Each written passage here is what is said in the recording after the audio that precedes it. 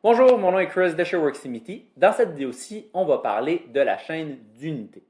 La chaîne d'unités, c'est quoi? En fait, la chaîne d'unités va vous permettre d'afficher la cadence et les quantités dans l'unité que vous voulez. Donc, peu importe ce que nous mesurons réellement, si par exemple on mesure des bouteilles et vous voulez afficher des caisses, la chaîne d'unités va nous permettre d'avoir les bons ratios de multiplication afin d'afficher l'unité qui va parler au plus grand nombre de personnes. Pour faire ça, il y aura 3 étapes qu'on va regarder aujourd'hui. La première sera de s'assurer que la configuration de la ligne elle est bien faite. Ensuite de ça, on va aller regarder la configuration des produits pour s'assurer que celle-ci aussi fonctionne bien.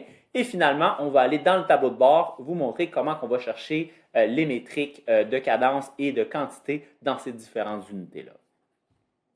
Donc, comme je disais, première étape, on va aller regarder la configuration de la ligne. Dans notre exemple aujourd'hui, on va aller regarder la ligne 4 avec le jus d'orange qu'on voit qui est présentement sélectionné. Donc, je m'en vais dans mon panneau administrateur et on va aller dans la section d'unité de production et on va la regarder la ligne 4 ici. Qu'est-ce qui est important à comprendre ici, c'est vraiment la section de dénomination. En ce moment, on a choisi bouteille. Ce qui est important de choisir ici, c'est de choisir l'unité que nous mesurons réellement. Quand je dis réellement, c'est que dans la plupart des cas, on va avoir un capteur sur votre ligne qui va mesurer des objets, des items qui vont passer. Dans notre cas ici, c'est un capteur qui mesure des bouteilles.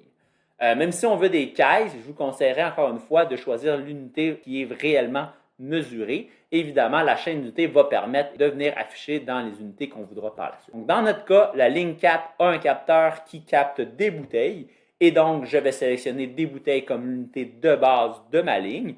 Donc, évidemment, entre un compte, donc un signal qu'on reçoit et le nombre de bouteilles, on va avoir un ratio de 1 pour 1. Ça, c'est fait, c'est correctement configuré. Ensuite de ça, la prochaine étape sera d'aller voir dans nos produits.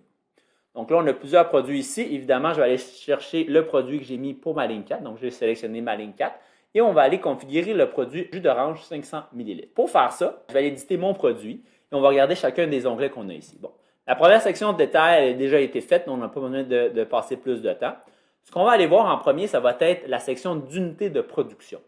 Donc, comme vous pouvez voir ici, il y a 3 unités de production.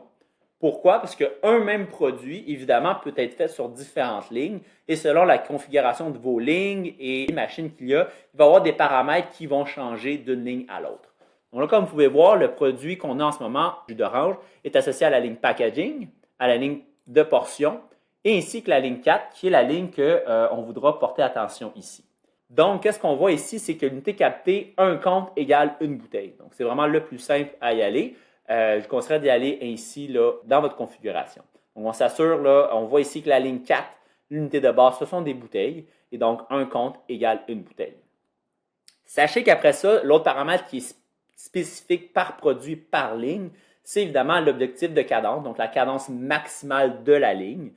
Dans ce cas-ci, ça va être important de le mettre dans la même unité que l'unité de base qui était déterminée ici. Donc, dans ce cas-ci, on a mis 6000 bouteilles à l'heure. Donc, c'est l'objectif qu'on va avoir. Avec les ratios de multiplication, on n'aura pas besoin de changer l'objectif et on va pouvoir utiliser les ratios de multiplication pour justement là, évaluer l'objectif, soit en caisse à l'heure, en palette à l'heure ou d'autres unités comme ça. Donc, une fois que ça c'est fait, ce qu'on va venir faire, on va aller dans la section unité de conversion.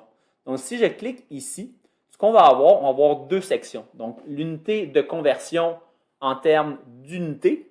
Et de l'autre côté, on va avoir une unité de conversion de poids qu'on va regarder après. L'unité de conversion ici, qu'est-ce qu'on veut faire? C'est, en ce moment, bon là, vous voyez unité bouteille.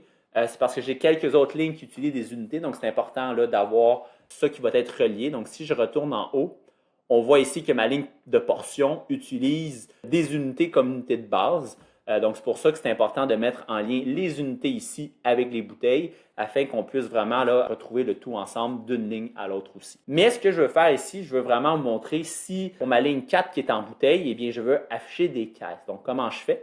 Je rajoute une conversion et je dis qu'une caisse, bon, en fait, on voit ici que bouteille a été sélectionnée, donc je peux aller dans l'autre sens évidemment.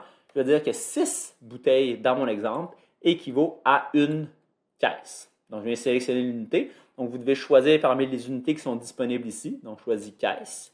Ça, c'est fait. Et ensuite de ça, qu'est-ce que je peux faire aussi? Si je veux, je pourrais aussi dire, oui, mais moi, j'aimerais ça avoir une cadence en palette ou une quantité en palette. Donc, comprenez qu'à chaque niveau d'unité, on va venir multiplier. Donc, c'est sûr qu'à un certain point, ça sera plus une approximation si jamais vous avez des rejets ou des choses comme ça. Mais si je veux rajouter une autre unité, encore une fois, je vais partir de l'unité qui était ici, donc de caisse. Donc, je vais y aller ici, je vais de caisse à palette. Donc, supposons que j'ai 120 caisses pour une palette. C'est fait. Donc, évidemment, si je continuais, vous voyez qu'il y a d'autres unités. Si je ne les configure pas, évidemment, si vous sélectionnez ces unités-là, eh bien, il n'y aura simplement pas de données, étant donné qu'il n'y aura pas de multiplicateur. Donc, je vais retirer ça et garder vraiment de bouteille à caisse et de caisse à palette. Donc, ça ici, c'est vraiment pour la conversion d'unités en tant que telle. L'autre qu'on va devoir faire, c'est vraiment nous dire, en fait, il est déjà fait dans notre exemple, c'est la conversion de poids. Donc, en ce moment, on avait dit que c'est des bouteilles jus d'orange 500 ml. Donc, on va avoir notre conversion qu'une bouteille équivaut à combien en unités. Donc, dans notre compte, on l'a mis en millilitres. Mais j'aurais pu dire, si jamais j'avais d'autres poids, j'aurais pu aussi sélectionner les autres poids. On vous conseillerait ici, si vos bouteilles sont mesurées en onces, en grammes, en litres, en centilitres, on vous conseillerait d'utiliser cette même unité-là, juste pour éviter la confusion. Dans notre cas, notre étiquette nous déclare bel et bien 500 millilitres, et donc la valeur cible, je vais la laisser à 500 millilitres. Sachez par contre que vous n'avez pas besoin de rajouter d'autres ratios de multiplication si vous voulez d'autres unités. Qu'est-ce que ça veut dire? C'est que dans le système, il est déjà écrit que 1 millilitre, eh bien, en fait, 1 litre équivaut à 1000 millilitres. Donc, si jamais vous vouliez avoir des litres aussi, vous n'avez pas besoin de faire un ratio de conversion de bouteille de une bouteille est égale à 0,5 litres dans notre exemple. Donc, on va le laisser comme ça en millilitres et on n'oublie pas de sauvegarder le tout à la fin.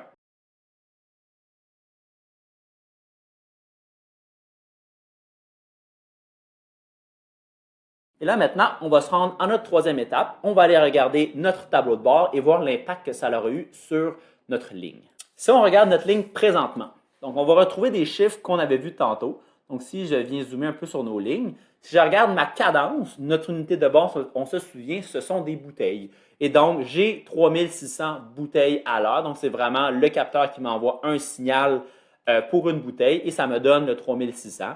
On voit que la cible ici est de 6000, qui était la cible que j'avais rentrée de 6000 bouteilles à l'heure. Là, maintenant, en fait, je vais avoir un collègue, moi, qui me dit, oui, mais moi, les bouteilles, ça ne me parle pas. Je suis en planification, j'ai besoin de savoir les caisses qui ont été faites.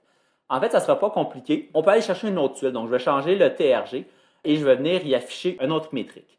Donc, si je vais aller dans mes cadences, je vais aller dans l'efficacité et je vais choisir, bon, supposons que je le veux par heure ou par minute, là, ça n'aura pas d'importance ici. On va choisir par heure. Et là, ici, je peux venir lui spécifier si je veux en unité de conversion ou en unité de poids ou en longueur. Évidemment, longueur et poids, dans notre cas, ne sera pas applicable parce qu'on a une bouteille qu'on a déclarée en millilitres. Okay? Donc, c'est sûr, je n'aurai pas de longueur et je n'aurai pas de poids associé dans cette situation-là. On va commencer par unité de conversion. Donc là, comme je vous disais tantôt, on a des bouteilles, nous voulons avoir des caisses. Donc, si je m'en vais dans unité de conversion, on voit les unités qui sont ici. On se souvient qu'on a seulement configuré deux autres unités. L'unité d'unité était configurée. On va avoir unité, caisse, ainsi que palette. Si je sélectionne sac, il n'y aura rien. Donc, évidemment, là, on va choisir l'unité qu'on veut. Donc, caisse, ici. Et qu'est-ce qu'on voit ici? Si on compare entre les deux, surtout, on voit bel et bien qu'on a un ratio de 6. Donc, le ratio de 6 qu'on avait dit. Pourquoi? Parce qu'on a 6 bouteilles par caisse. Donc, si ma cadence cible est de 6000 bouteilles à l'heure, eh bien, ça équivaut à 1000 caisses à l'heure avec le ratio de 6 fois. Donc, on voit ici que notre opérateur de la remplisseuse peut voir une cadence en bouteilles à l'heure et notre planificateur, par exemple, pourra voir sa cadence en caisse à l'heure. Si on regarde à droite, sinon, j'ai aussi les unités. Donc, ça sera le même principe. Si je veux afficher différentes unités, donc mes unités sont présentement en bouteilles, je vais venir modifier ma tuile ici, revenir. On va revenir en arrière un petit peu et on va voir de la quantité. Même principe, je veux la quantité en cours, je le veux en caisse par exemple. Donc, je peux sélectionner caisse et je vais avoir un ratio de 6 entre les deux. Évidemment, on va avoir des décimales étant donné qu'on vient de diviser par 6, mais ça va être assez simple comme ça. Et finalement, là, on peut aussi, là, on avait dit palette, donc je pourrais mettre palette. Donc, évidemment, là, on avait dit 120 caisses par palette. Donc, on voit le ratio ici. Entre bouteille, palette, et bien évidemment, il y a un x6 et il y a aussi un x120. Donc, je vais juste vous le montrer. Si vous les mettez dans les chaînes, vous allez retrouver là, les facteurs multiplicateurs qu'on parlait. Donc, une quantité, on va mettre ici une quantité en bouteille. Donc, si on va dans quantité, produit en cours, je le mets en bouteille. Je vais avoir une quantité ici en caisse et finalement une quantité en palette. Ça va être bien important de s'assurer de faire la conversion de la ligne, du produit et évidemment de bien afficher les tuiles qui seront présentes à l'écran. Merci beaucoup pour votre temps et on se revoit dans la prochaine vidéo.